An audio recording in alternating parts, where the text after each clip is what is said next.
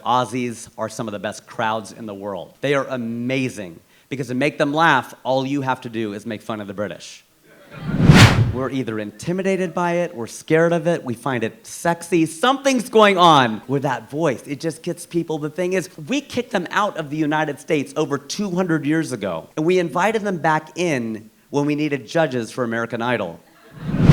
So I book a bar gig in Brisbane. My dad's brother has lived in Brisbane with his family for over half a century. Go to Sydney, and I don't know if you've been to Australia or not, but Aussies are some of the best crowds in the world. They are amazing because to make them laugh, all you have to do is make fun of the British. They invaded 90% of the countries on the planet. You know that? At the time, it was 90% of the countries on the planet. And I always wondered, how did they do it? I remember asking a British friend of mine, we just celebrated July 4th, when's your Independence Day? He just stared at me until it hit me. Oh, that's right, you don't have one. You just have days that other countries gain their independence from you.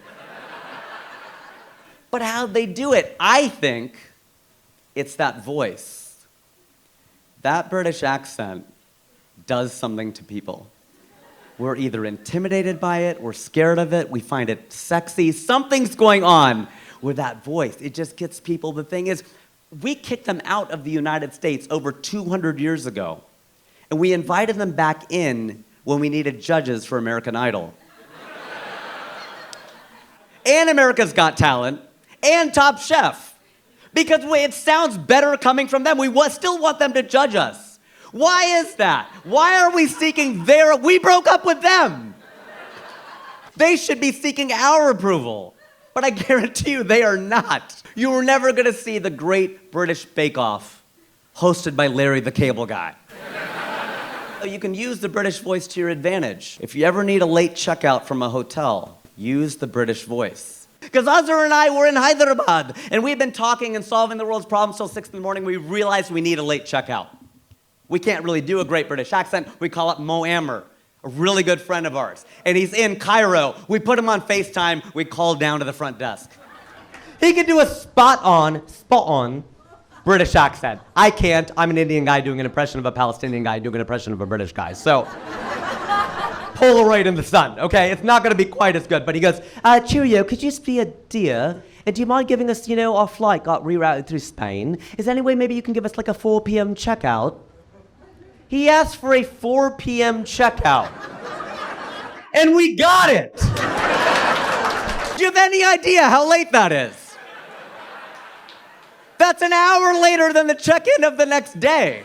That is a really late checkout. And by the way, my wife's family hates this show because they're Gujarati and they run hotels and stop telling everybody how to get a late checkout. It's because everything sounds right in that accent. If I say it to you right now, sir, 2 and 2 is 5, you're like, no, it's not. But if I go 2 and 2 is 5, love, you got to think about it. That's right. Because the British are smart, I'm sure that's probably applicable to them like anyone else. They get a lot of credit because of that accent. They're not that smart. Right? You do know that the British used to send their criminals to Australia. I'm not making that up. You know that, right? Australia was a penal colony for the British. But I don't know if you've been to Australia, it's a way better place than England. It's warmer, it's larger, cooler animals. I think if the British were really that smart, they would have gone to Australia and left the criminals in England.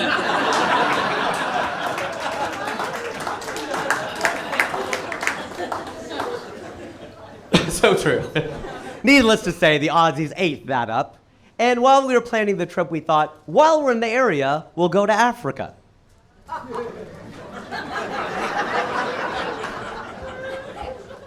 Clearly, we went to U.S. public school.